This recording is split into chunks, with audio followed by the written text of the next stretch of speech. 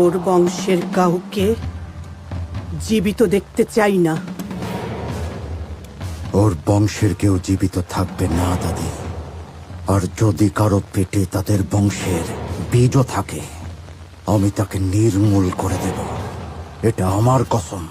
ভাইয়া, তুমি অনুমতি দিলে আমি ওদের সবাইকে নিজ হাতে মেরে ফেলতে চাই। যা যা,